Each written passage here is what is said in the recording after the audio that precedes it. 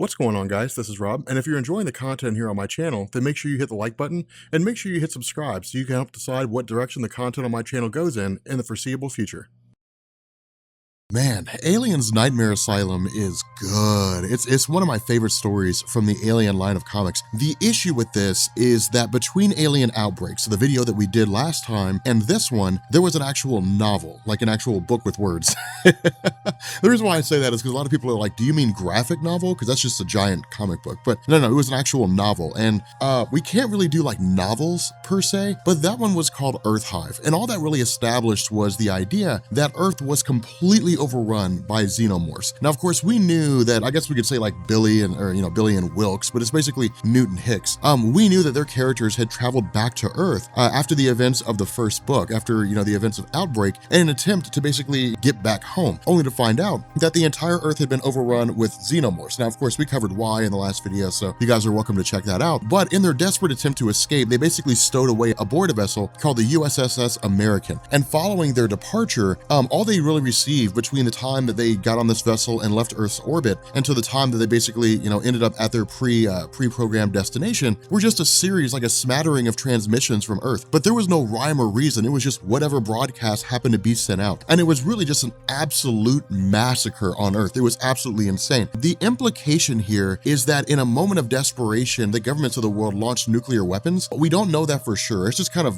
tossed out there a couple times, but I haven't seen anything to actually verify that that's the case. But if they did, it would have made sense, just because with the threat being so extreme and aliens reproducing as fast as they do, the Earth was overran in a matter of months. Because keep in mind, between the time that Newt and Hicks boarded their vessel to return to Earth, you're talking about over a year in travel. That's why they have, cryostasis and so on. So they'll basically, sleep for the journey instead of aging over the course of the journey. And so because of that, once they got back to Earth, essentially around a year had passed. And over the course of that year, the Earth was just overrun in its entirety. I mean, there were queens everywhere. There were drones everywhere. And so those individuals who could make their escape did. Of course, they ended up going to Gateway Station, the station that we saw from Aliens, the second Alien movie. For the most part, almost all of humanity was pushed to the brink of extinction. Now, it's kind of crazy to see this because it's everywhere. I mean, there's no semblance of order left. There's no Earth Defense Forces. There's no governments. There's no nothing. It's people just making their way as best they can. Now, of course, this also kind of deals with the idea of Bueller. Keep in mind, Bueller was the synthetic, the person who seemed like a human being, only to turn out to be a synthetic, but Newt had fallen in love with him, because keep in mind, this takes place around 10 years after the events of Aliens. And so because of that,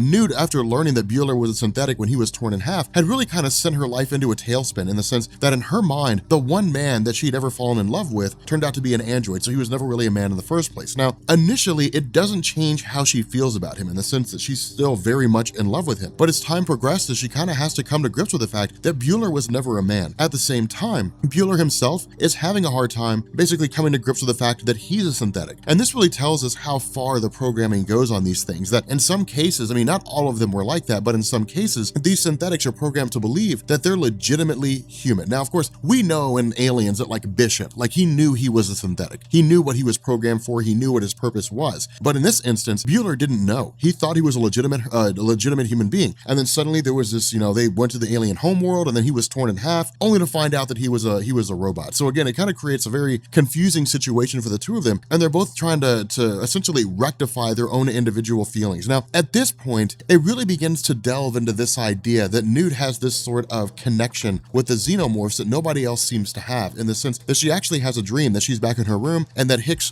forces himself on her. But in the midst of this, Hicks basically explodes outwards with a full-grown alien. Now, the reason why this matters is because of the fact that it's almost like a warning sign. It's almost kind of like a radar going off or something like that, that whenever Newt, whenever she has these terrible, I guess we can call her Billy just for the sake of the comic, but whenever she has these premonitions, it means that the xenomorphs are not far behind. And so right off the bat, she's tipped off to the idea that there are xenomorphs that have gotten on board. Now, the funny thing about this is that how this is done is played fast and loose. I mean, we're not given this super complex explanation because they were on the xenomorph homeworld. So we're kind of left to our devices to come to the realization that the xenomorphs had probably, they were on Earth rather. And so we're kind of left to come to this realization realization that the Xenomorphs, some of them had probably just stowed away on the ship when Billy and Wilkes left Earth, and they've just kind of been on the ship ever since. But the idea here is it's really more of just kind of an exercise in getting them off the ship. It's not a super complex story. There's really not a whole lot to it.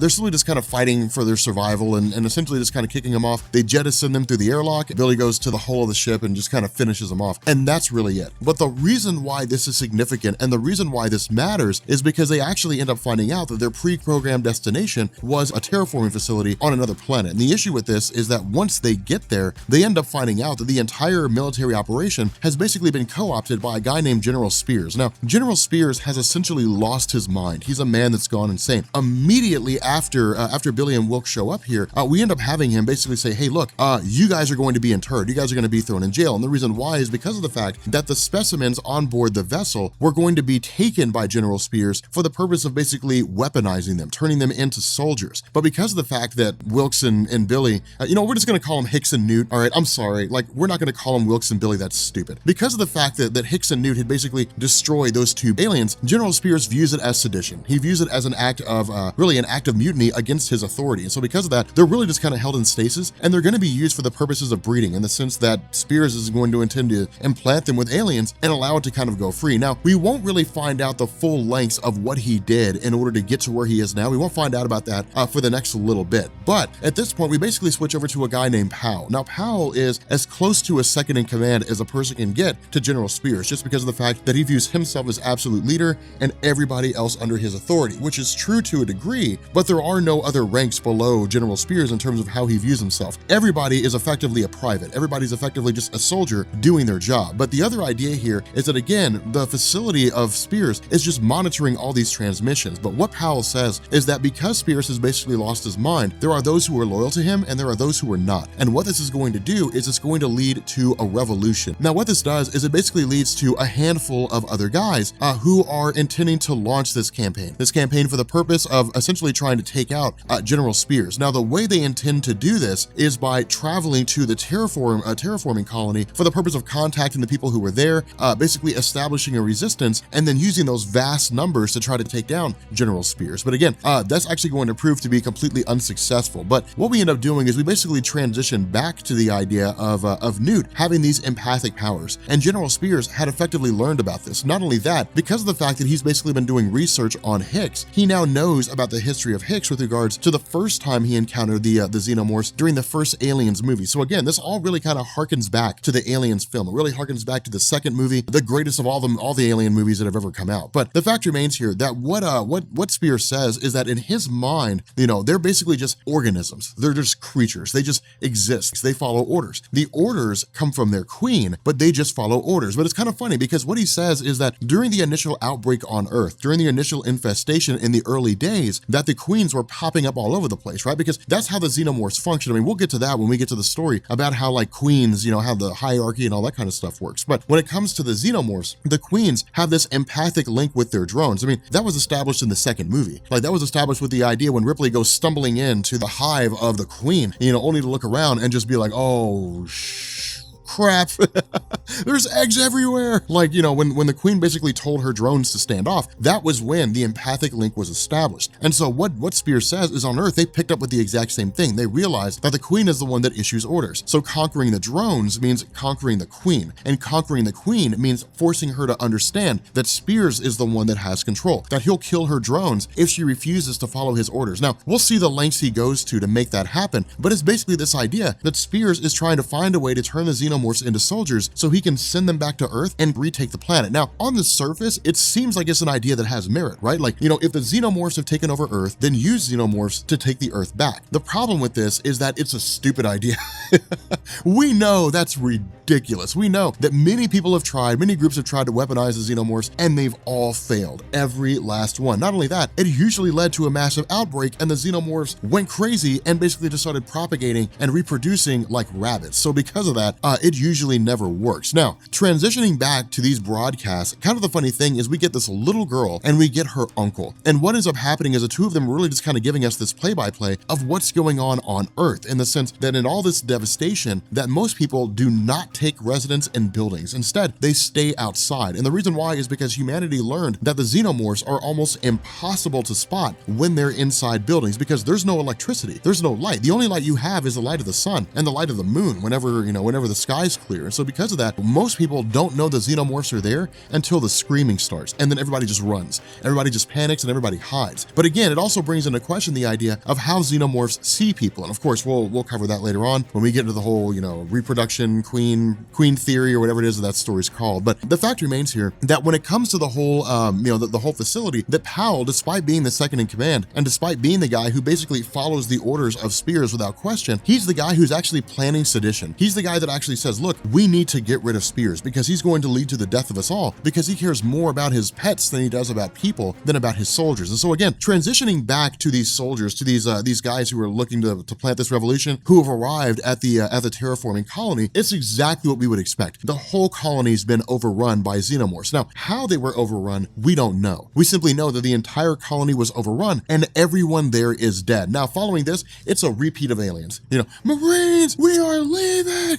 That's like my favorite scene from Aliens. It's a repeat of just the shootout from Aliens. I mean, it's a massacre. Like, none of them were prepared. And that's what it's designed to be, right? Like, the Xenomorphs are designed to be these insanely evolved, efficient killing machines. When they swarm on you in mass numbers, Katie, bar the door, because no one's gonna make it out alive. It's just one of those things where it's just death and blood and that weird slime stuff that they use. So because of that, these guys are taken out pretty quickly, but we end up finding that there is actually 1 or 2 survivors that managed to make it out. The problem with this is that Spears has become aware of their campaign, travels over to the terraforming colony, and refuses to let them leave, and keeps them locked in there only for them to be consumed by the Xenomorphs. Now, at this point, we pick up with everything that was going on in terms of what he was doing to get to this point. And what we find out is that because of the fact that Spears wanted to weaponize the Xenomorphs, what he needed was a queen. He needed to be able to have his own queen that could produce a whole ton of Xenomorphs, because you couldn't just go to Earth and snatch one up. By then, they were all full grown. And so because of that, these things standing 20 to 30 feet tall, I mean, you can't just grab one, and so he needed to give birth to a live queen. The only way to do that was to basically bring in eggs. Now, once this queen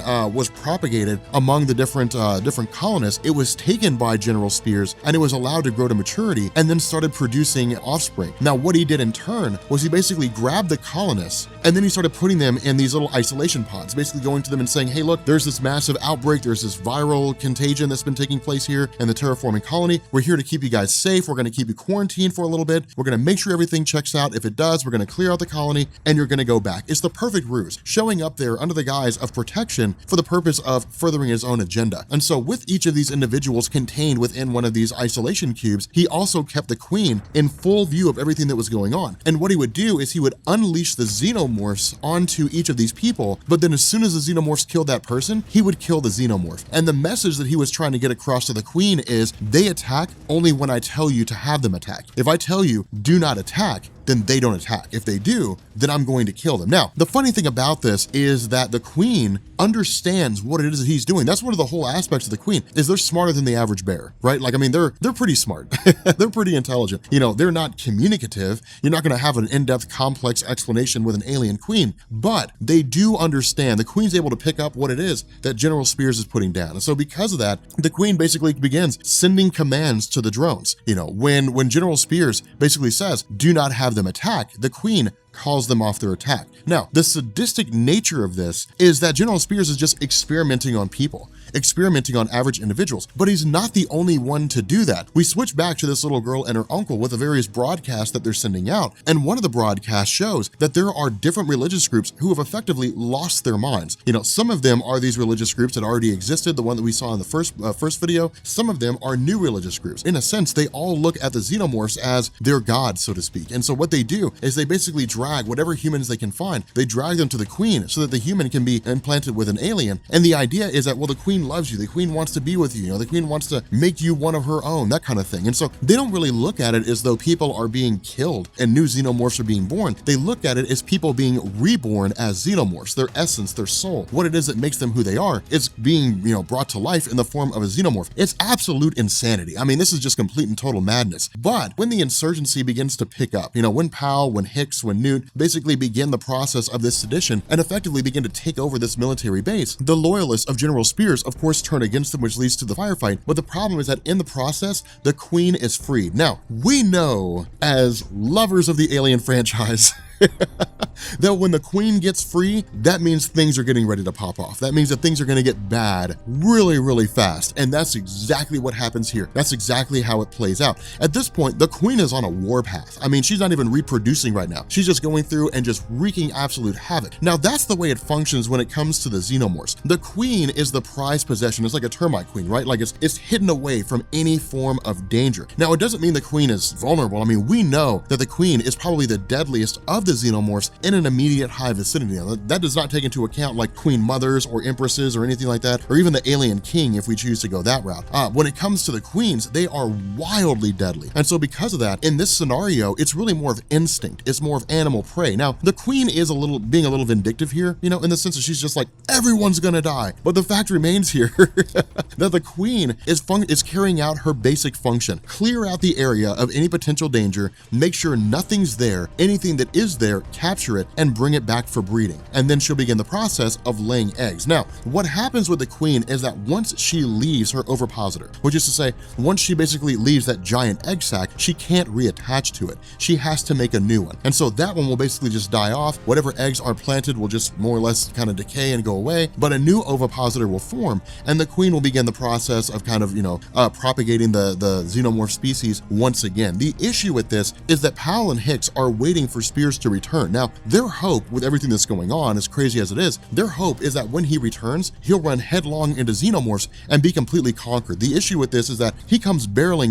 in a massive tank and basically begins taking out all these different Xenomorphs. But in the midst of all this, Bueller effectively wakes up, and this is when he really becomes the guy that engineers their escape. And the reason why I say this is because, remember, he's a synthetic, and the Xenomorphs don't care about synthetics. They care about biological organisms that can propagate their species. It's one of the reasons why they just don't pick up on synthetics. They just don't care. They just don't worry about them. And so because of that, while this whole situation is unfolding, while, you have Powell and you have Hicks and you have, these guys trying to lead a revolution against Spears and so on, Bueller is able to make his way to the actual control deck and essentially, allow Hicks and Newt to get away from the Xenomorphs by shutting off doors and different things like that, effectively allowing them to get to the airlock and then board one of the vessels that's leaving, the USS MacArthur. The problem with this is that the MacArthur is being piloted by Spears. And the idea here is that in his mind, he's going to take these Xenomorphs back to Earth. He says, look, we're ready. We're ready to grab these Xenomorphs and we're ready to get back to Earth. Because remember, in his mind, what he's been doing is when the Xenomorphs learn to follow orders from the Queen, he takes those Xenomorphs and he puts them in stasis because now he views them as trained soldiers. He views them as individuals that will follow his direct orders. The issue with this is that for Hicks and Newt, they kind of realize it's a lost cause in a lot of different ways. Now, of course, Bueller basically sends off a last-minute transmission to Newt saying, look, I'm sorry, I've loved you, I love you, I'll always love you, that kind of thing, basically saying goodbye. But once General Spears is on his way back to Earth, Hicks and Newt basically grab an escape pod and bail out to Gateway Station. Now, the funny thing about this is that on the journey back to Earth, General Hicks is getting fully dressed up in his traditional general uniform, like the whole 9 yards, because in his mind, he feels like he's going to lead this massive rebellion to take back Earth, right? You got the American flag, you've got him, with his traditional sword, his ceremonial sword, the whole 9 yards. He's like, soldiers attack. The problem with this is that the Xenomorphs follow instinct, and really, they follow their Queen. And at the end of the day, the Queen was born at night, but she wasn't born last night. And so while, General Spears was issuing his orders, and while she was following them down to a T, it was a ruse. She was playing the long game. She was saying, look, I'll follow your orders now, but as soon as I get the opportunity, I will take you out. And that's exactly what happens right here. That's exactly what happens. The Xenomorphs immediately turn against him. The Queen makes her presence known, and that's when we essentially find out that she was just kind of leading him on the entire time. And so, of course, these Xenomorphs basically attack, General Spears. He's dead, and that's the end of him. His rebellion basically comes to an end before it even started, and the Earth remains overrun with Xenomorphs. And so, because of that, we have Hicks and we have Newt arriving back at Gateway Station. This story essentially wraps up, and we have, this uncle and his daughter, communicating the last of their transmissions, basically saying, hey, look, they're building some great big huge giant hive here on Earth. I don't know what it's for. I don't know what it's about, but as the story begins to wrap up, we end up finding out that of all the survivors from Earth that managed to make their way back to the space station, one of them was Ellen Ripley. With that being said, guys, we're gonna bring this video to an end. If you are new here to Comics Explained, make sure you hit the sub button to become part of the Rob Corps. If you guys enjoyed this video, make sure you drop a like, and yeah, I will catch you all later. Peace.